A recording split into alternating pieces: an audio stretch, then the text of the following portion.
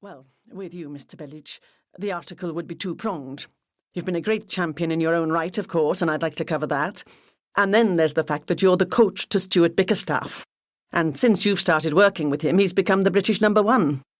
Obviously, a lot of people will be watching very closely to see how he does this year. Petar nodded as he considered the matter. Do you have any of our cards on you? He asked Danny. Yep.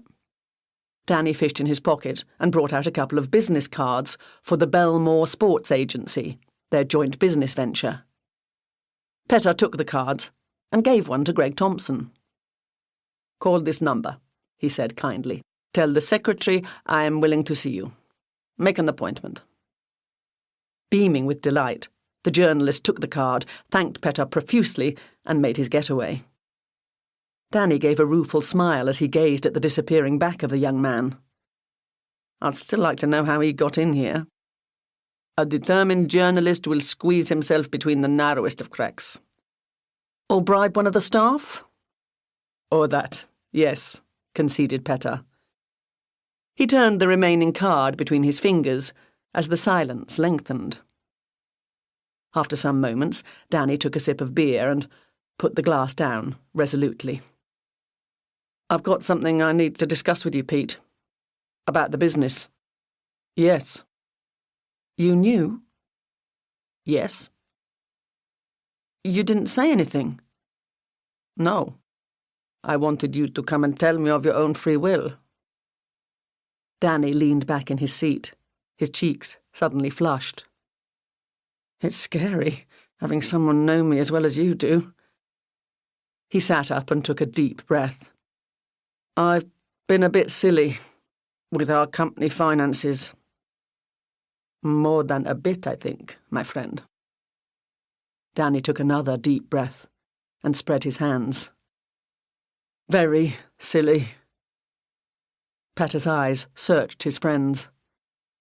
Danny felt the gentleness of his gaze. Talk to me. Danny leaned in, close to Petar, and began to speak. Chapter 1. Late June. Monday. Day 1 of the Wimbledon Championship Tournament. He looked in good shape. The cream linen designer suit couldn't hide his taut thigh muscles, or the pectorals honed to perfection. He probably had an impressive six-pack hidden under the hand-finished shirt. His blonde, streaked hair fell away from his handsome Slavic face, and the whole picture screamed fit. This man is fit. Except he was dead. His body had been found on a lawn.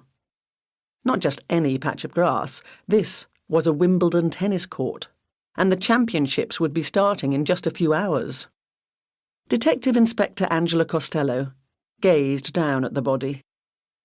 She gave a long, regretful sigh as a weight of sadness settled round her heart. She didn't need a formal process to identify this man. A tennis fan since childhood, his images had taken precedence over those of pop stars on her bedroom wall for most of her teenage years. She raised her head and took in the whole of the scene around her. She loved this place. The sights and sounds, the battles and emotions, the excitement of the championships were essential components of the summer as far as she was concerned. Sunshine, health, vitality. But this had never been part of the picture. Oh, Petar, what on earth's happened? She thought. She looked up at the three men who had been standing nearby since she first arrived. Local CID? She asked. The nearest of them nodded, a solid, heavily built man. Under his tie, she could see his shirt straining across his chest. D.I. Coombs, he said. We didn't like the look of it. Not here, not today of all days. Thought the best thing to do was to get straight on to you lot in homicide. Angela nodded. D.I. Coombs. I'm a detective inspector as well. The reality was still a novelty to her. I know the fact that I've only just been promoted doesn't show, she thought, but I still feel as though I'm carrying some sign saying wet behind.